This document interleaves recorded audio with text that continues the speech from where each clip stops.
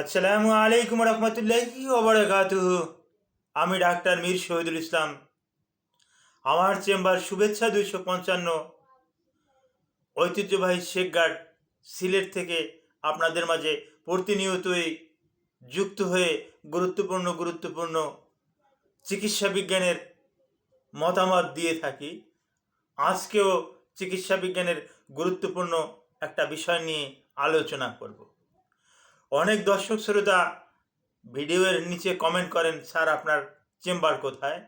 আপনারা একটু অনুগ্রহপূর্বক গুগলে গিয়ে একটু লিখবেন ডাক্তার মীর শহীদুল ইসলাম।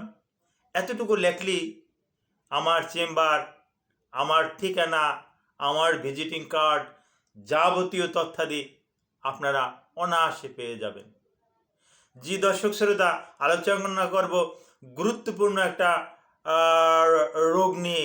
রোগটার নাম ইরেকটাইল ডিসফাংশন, যেটা আমরা সংক্ষেপে ইডি বলি। এই রোগটা পুরুষের হয়ে থাকে।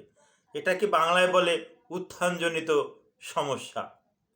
এই উত্থানজনিত সমস্যা বাংলাদেশে অনেক অনেক বেশি বেড়ে গেছে। সাধারণত আমেরিকান একটা জার্নালে আমি অনেক আগে পড়েছিলাম, অনেক আগে বলতে বেশ কিছুদিন আগে পড়েছিলাম। ওখানে উল্লেখ আছে যে আমেরিকান যে পপুলেশন আছে তার বিশেষ করে 40 থেকে 70 ইয়ার্স ওল্ড, অর্থাৎ 40 থেকে 70 বছর বয়সের শতকরা 50% রোগ ইরেকটাইল ডিসফাংশন অথবা যৌন উত্থানজনিত সমস্যায় তারা, লিঙ্গ উত্থানজনিত সমস্যায় তারা ভুগে থাকেন। আমাদের দেশের একটা জরিপ নাই, কিন্তু ইউরোলজিস্টদের মতে কেউ কেউ একটা জরিপ করেছে যে আমেরিকার থেকে আমাদের দেশেও কম নাই। আমাদের দেশেও 50 থেকে 60% লোক এই সমস্যায় আক্রান্ত। আর এই সমস্যায় আক্রান্ত বিদায় কেউ কাউকে যে বলবে সে সুযোগটাও পাচ্ছে না।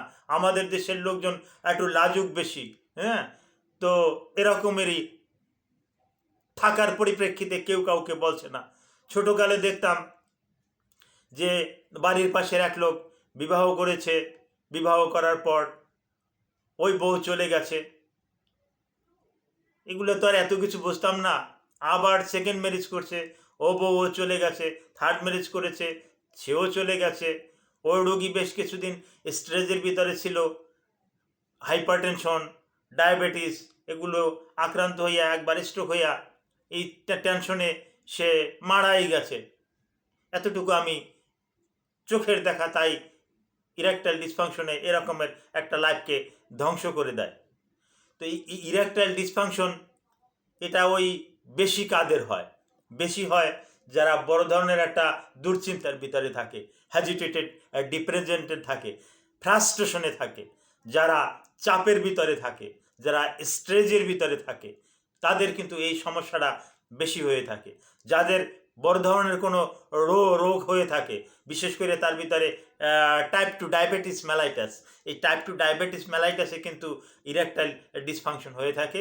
লিঙ্গ উত্থান কিন্তু তাদের একেবারে হয় না বললেই চলে। যার পরিপ্রেক্ষিতে তাদের যে সেক্স পার্টনার তাদেরকে কিন্তু সন্তুষ্ট করতে পারে না। যার পরিপ্রেক্ষিতে সংসারে একটা কোলাহল, একটা আলঝাল, একটা ঝামেলা কিন্তু লেগেই থাকে। এটা অহরহ আমরা দেখতে পাই। যারা একটু সচেতন তারা আমার কাছে আসে বা আমাদের মতন ডক্টরদের কাছে যায়, গিয়ে তারপর আলাপ আলোচনা করে, আমরা তার চিকিৎসা করে একটা ভালো একটা ফলাফল এনে দেই। কিন্তু অনেকেই আছে যে এটা তার বন্ধুবান্ধব কেউ বলে না, আত্মীয় স্বজন কেউ বলে না। এটা কিন্তু একটা বড় ধরনের হুমকির মতন একটা হয়ে যাচ্ছে। আর ডায়াবেটিস সহ আরও অনেক রোগযোগ বর্তমানে বাড়তে আছে। অ্যাংজাইটি, টেনশন, ফ্রাস্ট্রেশন, স্ট্রেস এটা ভরপুর বাংলাদেশে। যার কারণে বাংলাদেশে কিন্তু ইরেকটাইল ডিসফাংশনে কিন্তু অনেকের সংসার কিন্তু এভাবে ভেঙে যাচ্ছে। আর একটা বিষয় না বললে নয়, আমাদের দেশের থেকে বেশ কিছু লোকজন এই নাতিশীতোষ্ণ অঞ্চল থেকে তারা চলে যায় মরুভূমিতে কাজের সন্ধানে। এই মরুভূমিতে যাওয়ার পরিপ্রেক্ষিতে ওখানে গিয়ে একটা স্ট্রেজের ভিতরে থাকে এবং ওভারলোড নেয়। বাংলাদেশে যতটুকু কাজ করতো একটু পয়সা ইনকাম করার উদ্দেশ্যে সেখানে তার 2 গুণ 3 গুণ বেশি কাজ করে।